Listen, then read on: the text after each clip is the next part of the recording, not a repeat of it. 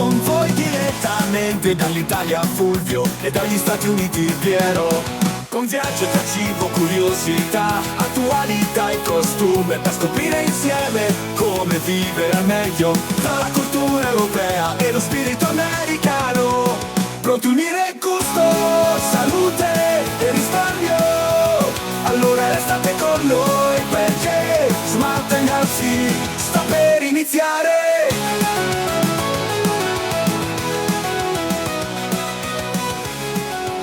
Buon pomeriggio, buongiorno, buonasera, dipende dal fuso orario. Buon tutto. Da dove ci ascoltate. Per Piero è buongiorno, per me è buon pomeriggio. Siamo a Smart & Healthy, l'arte di essere fit, perché è troppo lungo. Secondo me Smart & Healthy è più bello, è più corto, più veloce. Sì. È molto più veloce, poi diciamo senza farla fame è un po' un pallone, per cui andiamo all'arte di essere fit, andiamo così, dai. Sì, Smart & Healthy, intelligenti e in forma. Siamo arrivati alla 22esima puntata di questo format incredibile tra Stati Uniti e Italia. Ne stanno succedendo di tutti i colori nel mondo, quindi potremmo dover andare avanti, ma ci prenderemo poi una pausa estiva, anche perché qua fa caldissimo. Da te idem. Da me più o meno si dice anche adesso fuori onda, qui è abbastanza umido e stanotte tra le altre cose ha fatto un temporale che per giocare le cose non ha fatto, quindi alla fine bisogna trovare il modo di respirare un pochino, mettiamola così. Sì, questo tempo ci ha fatto accendere i condizionatori subito a manetta, sia in auto che in ufficio sia a casa. Esatto. Intanto ricordiamo i nostri riferimenti: www.radiocentroveb.it per ascoltarci in diretta o comunque ritrovare la pagina dei podcast, e quindi ci sono Facebook e Instagram con Radio Centro Web e Radio Centro Web Official su Instagram. Se non li trovate, andate sul sito, ci sono i link diretti anche del canale YouTube, del quale questa puntata ha il format anche in video, quindi non ci ascoltate solo, ma ci vedete anche con le nostre belle facce. Belle facce, vabbè, diciamo belle facce. Ma te di belle facce, bisogna. Io ho belle facce, va bene. Bisogna costruire un personal brand forte. Quindi queste belle facce, va bene? Facce pulite, magari sudate, però. Un po' sudate per il caldo, sì, effettivamente, però. Però vabbè, dai. Detto queste battute, io sono un po' preoccupato. Perché fuori onda gli ho chiesto: Piero, non mi hai mandato la scaletta, non mi hai detto di cosa si parla, e ho detto no, ma io ti faccio una domanda e da lì partiamo. E io non dovrei essere preoccupato, che potrebbe essere una domanda qualsiasi tipo. No, allora diciamo che non andrò troppo nel personale, così perlomeno ti tranquillizzo subito, no? Ma è una domanda domanda generica, una domanda soft.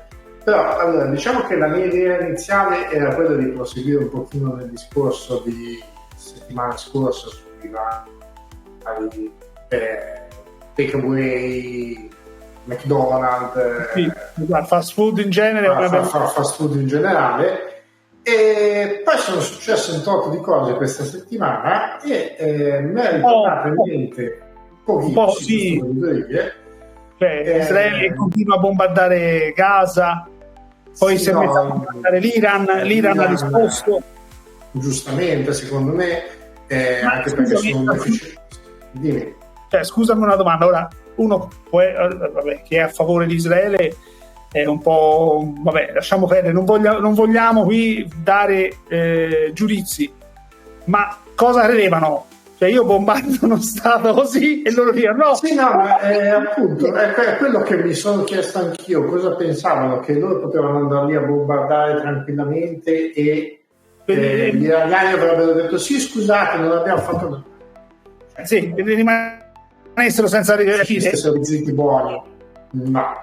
Scusate, ma quando vi tagliano la strada e vi dicano delle male parole, voi state lì, ah sì, no, hai ragione, no, gli rispondete a tono, e così è successo, solo che qui purtroppo ci tirano le bombe e ci vanno di mezzo le persone come noi, purtroppo.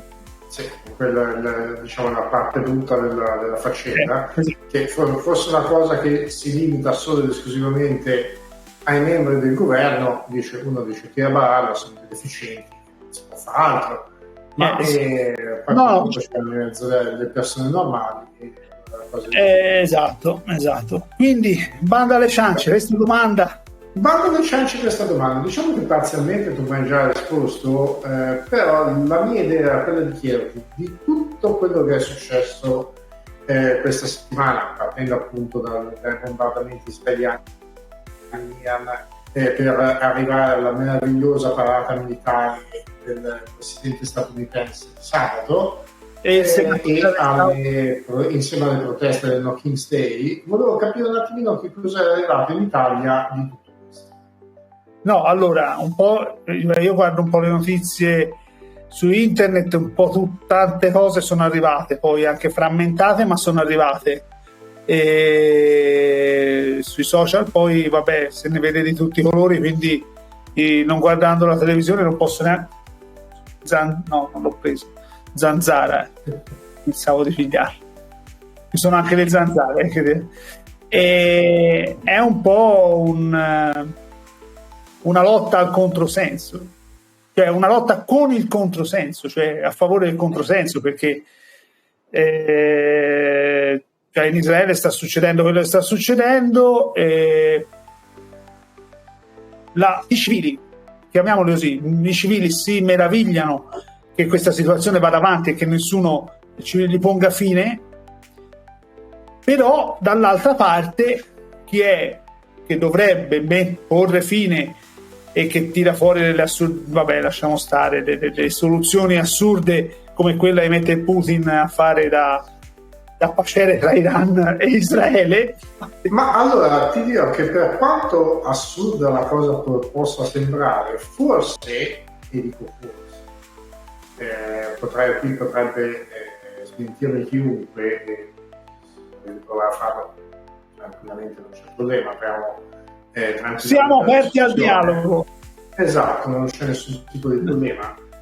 Potrebbe non essere un'idea così tanto stupida, ma per il semplice motivo che l'Iran per certi versi è decappato da Russia, e la Russia potrebbe tenere anche a bada, entro un certo limite, un eventuale ingresso della Cina all'interno.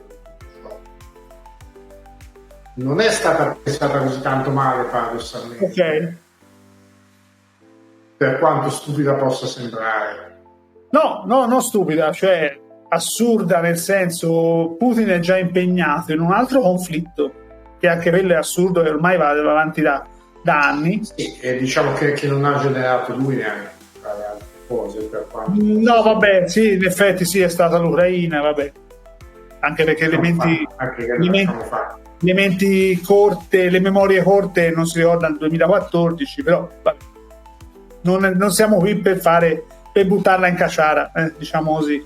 Siamo per ragionare almeno noi qui, io e te, non siamo per metterla in caciara. Qualcun altro forse sì, ma noi non siamo per far polemica né niente, per ragionarci, per capire, non lo so. Quindi da un punto di vista geopolitico sicuramente sì, perché comunque Putin si dovrebbe, tra virgolette, tenere a bada i paesi del Medio Oriente, che ricordiamoci che qualcuno ha detto ma gli arabi, no, gli iraniani non sono arabi, sono musulmani, ma non sono arabi, quindi è tutto un altro concetto, un'altra parrocchia, diciamo così, più o meno, mediamente. Solo che lì sì, c'è il rischio. Trump secondo me ha molta paura non tanto dell'Iran, a parte che gli hanno fatto fuori tutti gli scienziati che potevano costruire le bombe atomiche, ma quello in qualche modo ce l'hanno per farlo uguale. No, per carità, qualcuno nascosto c'è sempre, però lui ha più paura della Cina, che la Cina arrivi, dici, oh, sapete che mi avete stancato. E beh, sai, i cinesi alla fine sono 4 volte gli statunitensi. Appunto, e Trump ha molta paura di questa cosa, cioè che la Cina arrivi a gamba tesa, track. Sì, è quello che gli brucia, soprattutto dopo le ultime figure che sta facendo negli Stati Uniti. E poi torneremo anche su quello più avanti.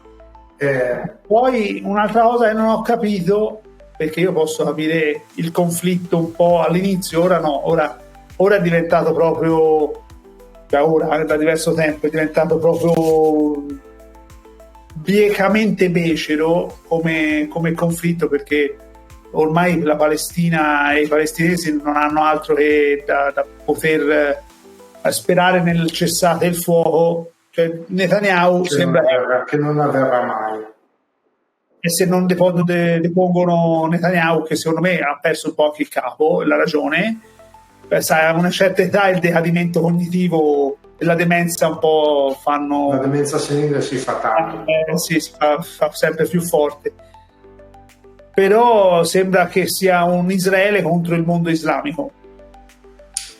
Ti dico un termine che probabilmente conosci per averlo studiato a scuola nei libri di storia, che non è prettamente israeliano ma è tratto dalla lingua tedesca, e si dice Lebensraum.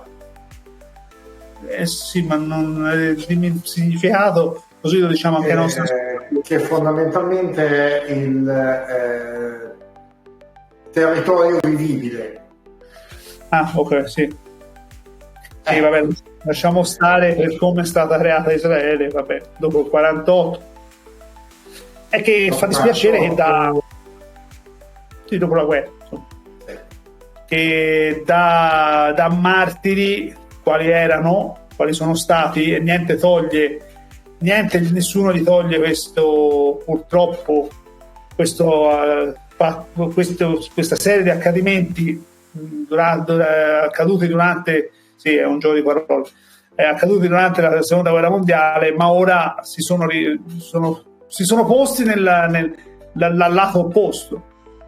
Sì, decisamente si sono posti dal lato opposto, anche in maniera, come giustamente becera, perché questo sì, perché allora io posso capire all'inizio quando c'era sia da una, non lo capisco, non mi fraintendete, cerco di dare un senso logico a una cosa che non è logica come la guerra, però all'inizio ci sono conflitti da una parte e dall'altra e ognuno si difende come può, ma si difende, ok? Attacco io, attacchi te, benché sia una cosa stupida. Però ora sto sguinzagliando i lupi in un pollaio. Sì, sostanzialmente sì, anche perché le volpi in un pollaio, cioè i palestinesi sono bloccati in un territorio letteralmente minuscolo. No, non solo, a parte la distruzione. Oltre la distruzione c'è da dire che Israele sta bloccando gli aiuti umanitari, quindi è proprio una cosa fuori dalla logica dei conflitti. Non l'ultimo appunto l'episodio della Greta Thunberg che abbiamo visto tutti e che spero sia arrivata in maniera corretta anche in Italia, per quello che è stato effettivamente. Il blocco della Freedom Flotilla con aiuti per i bambini, quindi dimostra anche l'idiozia di questa gente, quello che la cattiveria, idiozia, cattiveria. Ci sarebbero degli altri termini che però purtroppo in radio non possono essere utilizzati, insomma diventa veramente allucinante qualcosa. No, poi abbiamo l'esercito israeliano alle porte di Radio Centro Web se continuiamo. Alla fine arriva. No, ma il problema è, cioè, con tutte le ragioni, per carità, io non posso mettere anche in dubbio la liceità, senti parola che ho tirato fuori, la liceità delle ragioni. Però ragazzi, che ci sarebbe da parlare. No, no, magari non siamo neanche noi le figure più accreditate per parlare di un argomento così delicato. Però, insomma, sostenere un governo che bombarda e attacca i civili, insomma, con tutte le ragioni del mondo, ripeto, non siamo qui a giudicare, però con tutte le ragioni del mondo è un po' un controsenso, è un po' una vigliaccata.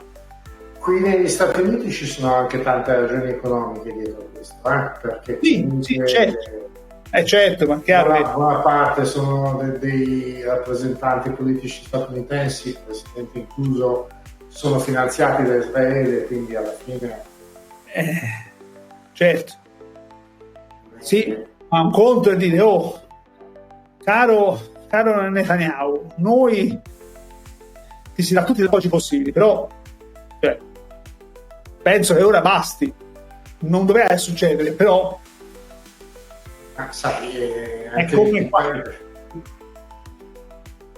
Sì, non sarebbe dovuto succedere fin dall'inizio, questo siamo pienamente d'accordo. A quest'ora sarebbe già dovuta finire se ci fossero state delle persone sane di mente, come si diceva prima, al potere. Purtroppo non è il caso. Infatti per una cosa un pochino più, che poi è una goccia nell'oceano, però l'oceano è fatto da tante gocce, è quella di boicottare le produzioni israeliane, quindi anche gli accordi anche tra regioni. Alcune regioni hanno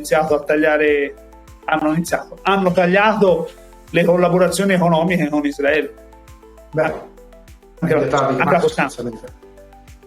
No, già da un po'. Il fatto è che il governo italiano è a favore, no, vabbè, sì, la tua espressione dice tutto, lo so. Dice tutto. Per chi non ci vede e ci ascolta solamente, non che mi aspettassi niente di diverso. No, vabbè. Diciamo, appunto, sono partito volutamente da questa domanda per capire un attimo e riprendere anche uno degli argomenti di cui avevamo già parlato in puntate precedenti, come le fonti di informazione abbiano mostrato questi ultimi eventi, quello che è stato detto in Italia e a chi sostanzialmente sia stata data anche ragione. Più che altro perché non so se lo sai, ma qui negli Stati Uniti su YouTube, nei momenti ovviamente di pubblicità che ci sono all'interno dei video, sta girando sostanzialmente un video che è chiaramente pagato da Israele, in cui viene celebrata l'operazione che hanno condotto per i bombardamenti su Iran, che è abbastanza tragica come cosa. Che è abbastanza tragica. E verrebbe da dire, iniziamo a boicottare YouTube. E quindi non dobbiamo più pubblicare su YouTube, amici. Sostanzialmente potrebbe essere un modo per far capire a questa gente che certe cose non vanno. Vabbè, come abbiamo, però non ha preso molto campo, non lo so. Boicottiamo X, però ora Elon Musk è venuto via da Trump, quindi quando ho capito che ha preso più botte che non altro, forse anche lì. E ritorniamo su X, ovvero Twitter. Possiamo pubblicare su Twitch. Potrebbe essere eventualmente un'idea. Twitch c'è video, le piattaforme video ce ne sarebbero tante. Dailymotion anche eventualmente, però è allucinante come pensare, allora posso capire diciamo così il pensiero israeliano, nel senso stiamo perdendo consensi, anche quelli che avevamo successivamente a quanto è successo nella seconda guerra mondiale. Andiamo a farci pubblicità su una piattaforma che è vista da milioni di persone. ha senso, non ha senso, vabbè. Beh, ora come ora non saprei dire cosa ha senso e cosa non ha senso. Bella domanda. In effetti è una bella domanda, sì, più che altro perché forse non ha nemmeno una risposta sensata come domanda, non lo so. Diciamo che stiamo vivendo in un'epoca in cui sicuramente tutto ciò che dovrebbe avere un senso ne ha poco. Ne ha molto poco. Decisamente. Sì, direi proprio di sì. Ma secondo me è un boomerang pazzesco però tutta questa cosa, perché cioè alla fine, vabbè, ammesso che purtroppo sì, l'ho preso, stavolta l'ho preso. Purtroppo Netanyahu conquisti tutto. E dopo che succede? Ammesso questo, no? Che è la peggiore delle ipotesi. La peggiore delle ipotesi, sì. E poi io ti dico la verità, ora come ora in Israele, anche se avessi avuto la voglia, me l'ha tolta. A parte la situazione, è bene non andarci ora. Ma in un futuro dicevo, io vorrei visitare Israele. No, perché ma anche no, perché mi hai tolto la voglia di visitare un paese che è comunque ricco anche di storia come territorio, non come nazione, come territorio, ma no. Ma anche no, sì, esatto, piuttosto dire 20 volte di più. Sì, piuttosto dire. Anche quello ha però io parlo proprio di quel territorio lì, no? Mi hai tolto la voglia di andare a visitare Israele, perché è un comportamento che non si confà ai miei principi che mi hanno insegnato, con cui sono cresciuto sia in famiglia anche a scuola. Sono principi che sono proprio all'opposto di quello che sono anche come persona, quindi perché dovrei visitare, oltre a portare soldi, ma lasciamo stare quello, perché dovrei avere interesse nel visitare un paese del genere? Giustamente, pienamente d'accordo con te. La penso esattamente la stessa maniera. Poi la lasciamo, e anche venire negli Stati Uniti non è così. No, ma infatti sono io il primo a dire di non venire assolutamente, non in questo momento. Guarda, messaggio di 2 giorni fa di un nostro amico che ha la nipote che sta studiando adesso negli Stati Uniti, e ci sono stati dei suoi compagni che dovevano rinnovare il visto per tornare a studiare, e dice i consolati hanno annullato tutti gli appuntamenti di rinnovo dei visti, anche studenteschi. Certo. Ma un'altra cosa, è in corso il mondiale per club di calcio. Ci sono pochi spettatori, soprattutto stranieri. Fatevi una domanda e capirete perché ci sono pochi spettatori in generale e stranieri. Anche perché il calcio quello è... Il calcio negli Stati Uniti non è così tanto seguito, è uno sport femminile. Esatto. Però come giustamente dicevi te, fatevi una domanda e datevi una risposta, e fatevi una domanda e datevi una risposta anche sul fatto che la FIFA abbia spostato i costi dei biglietti acquistati per fare in modo che gli stadi sembrino, tra virgolette, affollati, quando in realtà dei fatti mi sembra molto, e poi una pausa, mi sembra molto i mondiali in Qatar, che le partite quelle poi c'era poi nulla, inquadravano, è uguale. Non devono far vedere che le cose funzionano quando in realtà sono delle palle. No, assolutamente. E poi su questo torneremo anche nella seconda parte. Vai. Bene, torniamo tra poco. A dopo. Eccoci rientrati, cari amici di Smart & Healthy, mercoledì 18 giugno. In tutti questi mesi che passano, non stavo per dire aprile, poi pensavo maggio, no, siamo a giugno. Siamo a giugno, 18 giugno, siamo a giugno. E stavamo parlando un po' di attualità su quello che sta accadendo in Medio Oriente, Israele, i nostri punti di vista, e abbiamo poi, visto che stavamo parlando un po' anche microfoni nella pausa, stavamo parlando della situazione negli Stati Uniti. Allora, mi dicevi sabato, vero, è stato arrestato questo senatore? No, il senatore è stato arrestato perché comunque immediatamente rilasciato, se non mi ricordo male, giovedì. Giovedì della settimana scorsa. Ok. Raccontaci un attimino, e questo ci dà, come mi hai detto, la cartina di tornasole della situazione negli Stati Uniti. Allora sì, sostanzialmente c'è questo senatore californiano che voleva entrare alla conferenza stampa tenuta dal capo del Dipartimento della Sicurezza Territoriale, quindi negli Stati Uniti, Kristi Noem, e si è qualificato in qualità di senatore per poter fare una domanda alla segretaria Noem riguardo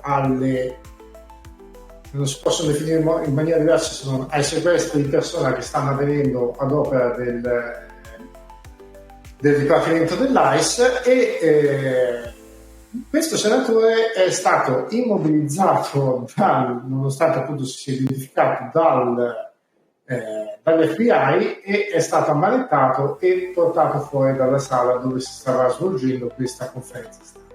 Ora, lasciamo perdere un attimo per un secondo solo il fatto, diciamo, si è identificato, non si è identificato, poi è venuto fuori, ci sono tanti filmati che si è identificato. Poi, parentesi, se mi posso permettere, io di questo video, visto che si parla di quanto e come arrivano le notizie, io di questo video ho visto la prima volta lunedì, giorni fa, quindi ed è successo giovedì della settimana scorsa. Sì, quindi ti dice le notizie arrivano con un po' di ritardo. Diciamo già quello, e già lì ci sarebbe da discutere, però quello che secondo me è grave, molto grave a questo punto, è che un senatore, quindi non una persona come possiamo essere, non un singolo cittadino, per quanto sarebbe grave anche per un singolo cittadino. Diciamo che lui aveva più qualifiche in quel momento per fare quella domanda. Esatto. Gli sia stato sostanzialmente impedito di fare questa domanda, e gli sia stato addirittura ammanettato e portato fuori dalla sala a forza da coloro che in teoria dovrebbero essere lì a garantire la sicurezza di quelli che fanno queste cose. Ma vedi, allora il corso, la mia perplessità, vedi, per gli statunitensi, se fossero toscani, cioè, allora te gli fai una domanda scomoda, no? Ma lei, parentesi, no? Lei sugli spaghetti perché ci mette il ketchup? Domanda scomodissima per uno straniero, fatta da un italiano, domanda assurda, per ironizzare anche un pochino. Io che mi viene fatta questa domanda, dico no, arrestate subito che quella ha fatto la domanda. Invece, fosse stato un toscano, io mi immagino, no? Gli rispondi con una supercazzola. Perché queste cose non gli vengono in mente? Cioè, fai una domanda scomoda? Arrestato. Allora, ha dell'assurdo. Ma avesse risposto no comment, la conferenza è finita qui, arrivederci, grazie, si va via, dici, fai una figura cascina, ma meno di quello arrestare un senatore che ha fatto una semplice domanda. Sì, tanto più che poi arrestarlo per cosa? Innanzitutto perché comunque si è anche identificato, quindi neanche da dire no, non si è identificato. Esatto, sì, nei video si vede benissimo. Prima di tutto. secondariamente lo arresti per poi rilasciarlo sostanzialmente dopo neanche 5 minuti, perché non puoi trattenere una perché il fatto non sussiste senza giusta causa, il fatto non sussiste. Ancora più stupido, perché a quel punto ancora più stupido, questo qua giustamente è andato davanti alle telecamere e ha detto tutto quello che è successo. Certo, ha fatto bene, Ha fatto più che bene, nel senso, certo, perché è una cosa in un paese democratico, visto che gli Stati Uniti si professano lo Stato più democratico del mondo, sì, anche che libertà di parola, per secoli. sì, vabbè, libertà di parola zero.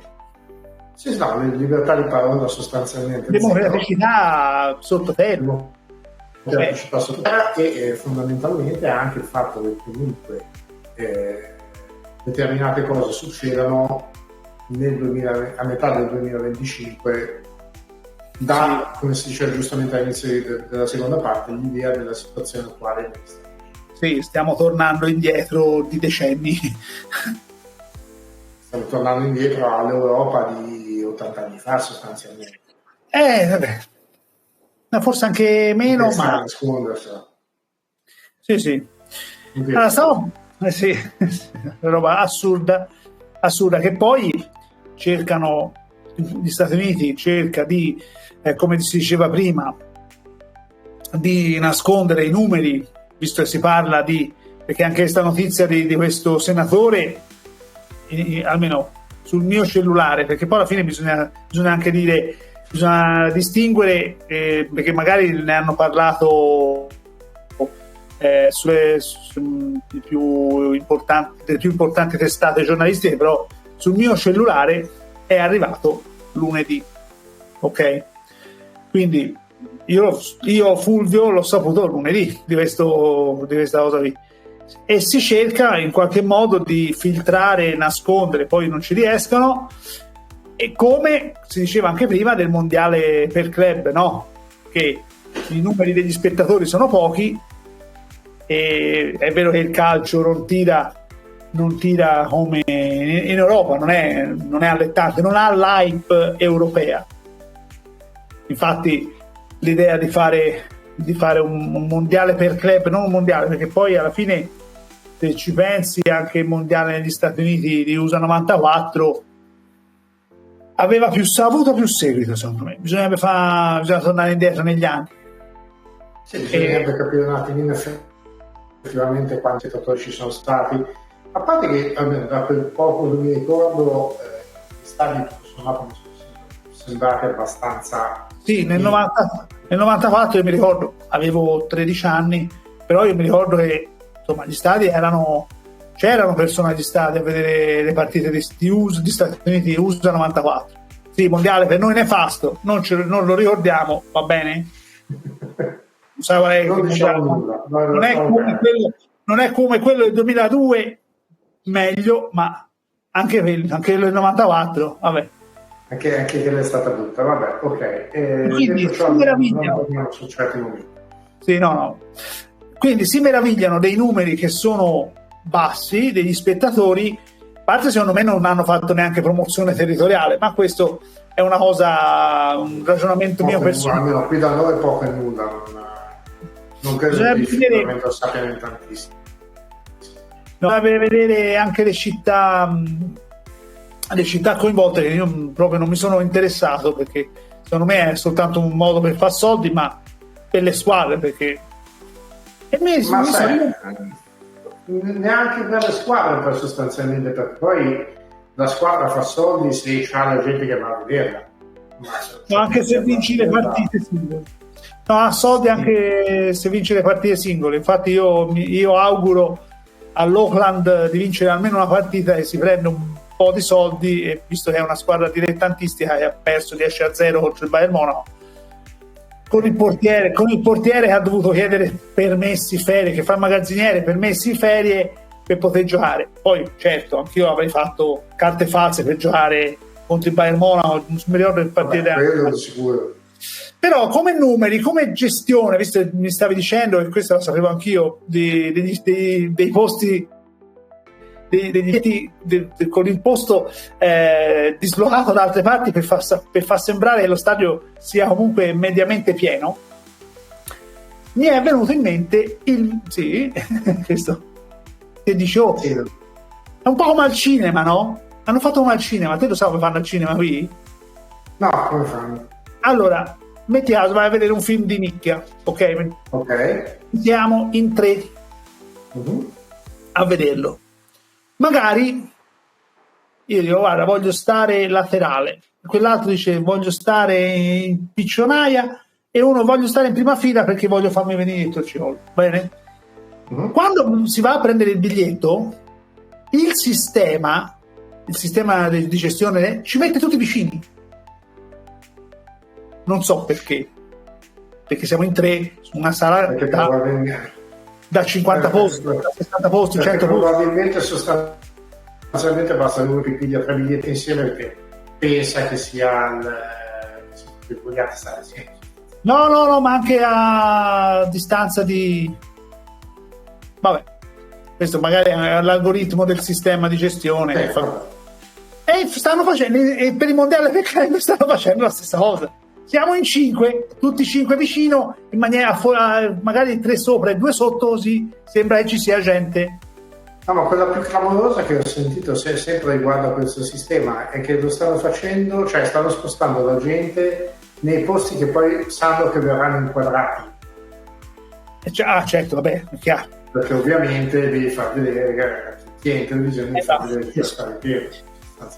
Esatto, ti dicevo, mi è venuto in mente il mondiale del 2022, quello si è disputato a novembre-dicembre in Qatar, perché mi ricordavo una cosa del genere, che a parte la finale, vabbè, che non tante persone, soprattutto anche perché andare in Qatar non è un viaggio semplicissimo, più che altro per le rotte aeree, però è più facile andare a Dubai che non a Qatar. È più facile andare a Dubai che non a Doha, va bene, così facciamo la differenza. Doha è in Qatar e Dubai negli Emirati Arabi, esatto. Almeno si fa anche un po' di geografia. Allora, stavo guardando un po' i numeri, no, del mondiale in Qatar. Vabbè, 32 squadre partecipanti, 64 le partite disputate, le reti, vabbè. Arriviamo agli spettatori. 3,1 i milioni di spettatori allo stadio. Terzo posto dopo Stati Uniti 94, infatti c'è stato, e Brasile 2014. Poi vabbè, in Brasile il calcio è insomma... il calcio è calcio. I milioni di abitanti del Qatar che sono andati alle partite, tra questi 3,1, sono stati 3. Solo lo 0,1 era... E poi ti dico, di questi 3 milioni solo abitanti del Qatar, 330.000 più o meno di nazionalità qatariota, poco più di 300.000 gli egiziani, 230.000 i filippini, non si sa perché i filippini sono andati a vedere il mondiale, non c'erano neanche le Filippine, e 150.000 i pakistani. Sì, cioè... Poi vabbè, 20.000 lavoratori, 10.000 lavoratori morti sul lavoro, questo purtroppo succede. No, sì, negli ultimi 10 anni, vabbè. No, vabbè, quindi questo fa capire che se su 3,1 milioni, 0,1 erano stranieri, 3 milioni di abitanti in Qatar. E neanche tutti. E la dice già lunga. Bisognerebbe vedere o partita per partita il numero di spettatori, però questo richiede più di 10 minuti rispetto a quelli che ci mancano per chiudere. Posso fare una ricerca sommaria. Sì, però ha dell'assurdo questa gestione mondiale per club. Sì, vabbè, quel numero è questo. Ora piglierei l'autore di questo articolo, 0 le partite dell'Italia mondiali, per forza è 3 mondiali, 2 mondiali non si va, e 2 edizioni non si disputano, che l'Italia non disputa.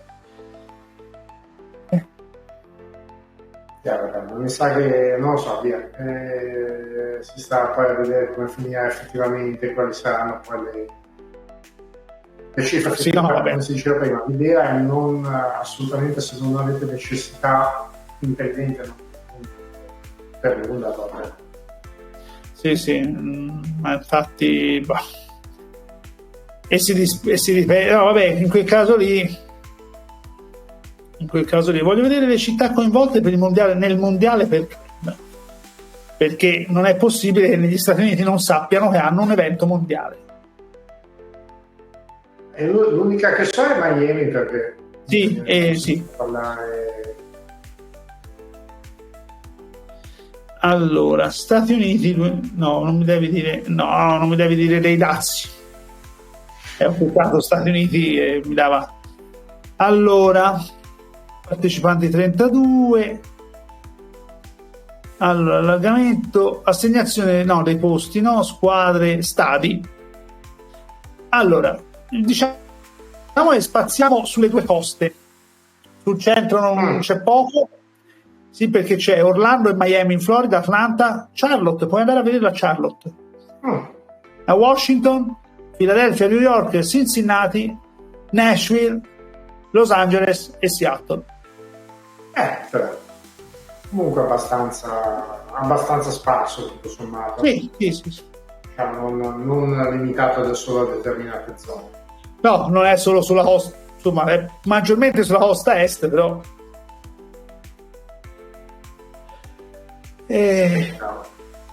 Bisognerebbe vedere Formula Generale Italiana, vabbè, questo è un dettaglio tecnico. Allora, vabbè. No, ma bisogna aspettare che finisca per capire effettivamente quali sono i numeri. Sul post, se vuoi te lo mando, lo condivido anche con i nostri ascoltatori.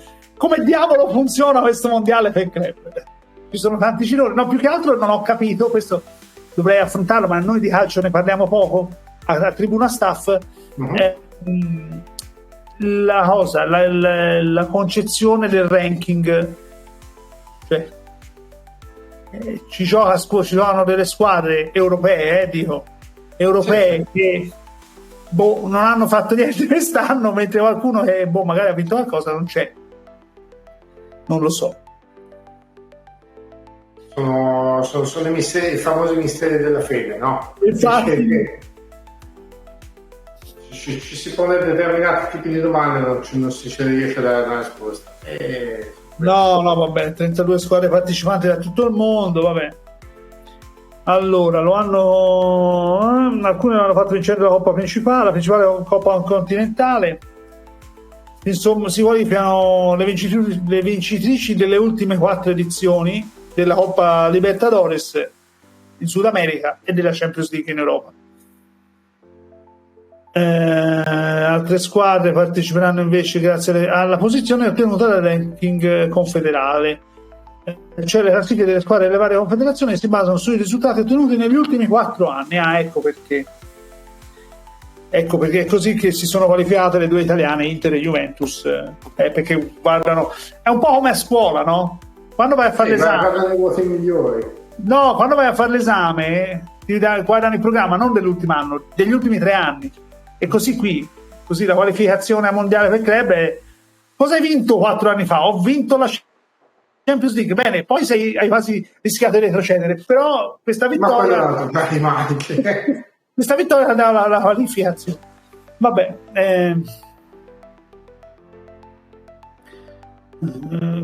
massimo 2 squadre per ogni paese. Vabbè. L'unica eccezione è il Brasile, che ha 3 squadre. 4, perché sono state 4 squadre diverse che hanno vinto la Libertadores, quindi tutte brasiliane, e quindi sono tutte 4 qualificate. Sì. Vabbè, sì, è un po' cervellotico. Sì, non è proprio immediata come cosa. No. Ma sì, ma per esempio c'è il Salisburgo, siccome di recente Real Madrid ha vinto la Champions League 2 volte, nel 2022 e nel 2024, il posto che era stato dato al Salisburgo, che non ha vinto niente, forse il campionato austriaco, cioè la nona squadra migliore del ranking, che non proveniva da uno stato con 2 squadre già qualificate, cioè l'Austria non c'ha nessuno, chiamaci Salisburgo. È andata bene. Vabbè, la pubblicità per certi versi. Sì, no, ma è un... Se sei una squadra, parte di una squadra tra virgolette un po' più sconosciuta, è comunque una... Sì, però se non fai promozione, cioè tu che vivi lì, che non sapevi, non sai del mondiale per club, dici sì. Che me ne sostanzialmente vabbè, lasciando il fatto che appunto non è che segua tantissimo il calcio, parecchi anni ormai, però è vero anche che effettivamente qui negli Stati Uniti il calcio è veramente quasi uno sport di nicchia. Certo. È comunque considerato uno sport come si chiama, da donna, non è uno sport. Sì, perché è più il calcio femminile sviluppato negli Stati Uniti e non quello maschile. Esatto. Però all'Inter Miami vanno a vedere tutti Messi. Ma è Messi, non è il calcio in sé. Messi, appunto. Messi. È il personaggio di Messi, sostanzialmente. Ma bisognerebbe vedere, sì, le singole partite. Ora bisognerebbe vedere l'Al-Hilal con Cristiano Ronaldo quando gioca. Mi sembra, no, l'Al-Nasr con Cristiano Ronaldo. Sarebbe curioso sapere se ci sono delle squadre israeliane. Forse, non lo so. Te lo dico su, ripete, È curioso di saperlo. Allora, voglio vedere squadre. Guarda, è la seconda cosa che mi viene. Sì, ma io voglio sapere quali squadre, no? Di quale paese. Squadre partecipanti. Allora, squadra confederazione. Allora, questo è il Giappone, la Lares è la cosa dell'Asia, del Sud America, Centro America, Sud America. Questo no, si va a Sud, no, non ce n'è nemmeno una. Male, almeno quello. No, non c'è nemmeno una. C'è squadre arabe perché c'è la Lali, il Wydad Casablanca, l'Esperance del tunisino e il Sundowns sudafricano. Almeno quello, se non altro. Sì. Ma questo è. Comunque, diciamo, per ritornare a bomba poi sul discorso principale, perché ti ho fatto quella domanda all'inizio? Proprio perché intanto appunto volevo riprendere un attimino il discorso di quanto e di come vengono riportate notizie dall'esterno, dalle fonti tra virgolette ufficiali, e poi anche per un discorso sempre di come mantenere la propria sanità mentale e come capire di che cosa fidarsi e di che cosa non fidarsi. Soprattutto state attenti quando andate in conferenza stampa e siete un senatore o che potreste essere arrestati per niente. Sì, no, ma poi portate un megafono per identificarvi chiaramente a questo punto. No, target, faremo un pass. Chi sei? Ah, ok, vabbè. Potrebbe essere. E io ho visto le domande scomode, però neanche una risposta di genere, dai. No, vabbè, ma sai, quando crei uno stato sostanzialmente di polizia, perché questo è quello che stanno cercando di creare in tutti i modi, è ovvio che le domande scomode danno fastidio. Sì. Domanda degli ultimi 30 secondi. Mm-hmm. Quanto potrà durare Trump con questa condotta? Allora, visto quello che è successo anche sabato con le manifestazioni del No King's Day, dove a quanto pare hanno partecipato più di 11 milioni di persone e stiamo raggiungendo siamo quasi al 3,5% dell'intera popolazione, che è il numero, tra virgolette, del punto di non ritorno, non più di tanto. Ok. Non più di tanto. Cioè, Allora, a meno che non riesca nel dico delle parole grosse, a meno che non riesca nel suo progetto di far diventare gli Stati Uniti sostanzialmente uno stato di polizia in tutti i sensi, dove comunque la libertà di parola o comunque di espressione viene, tra virgolette, bloccata completamente, diciamo che non sta andando verso un finale positivo.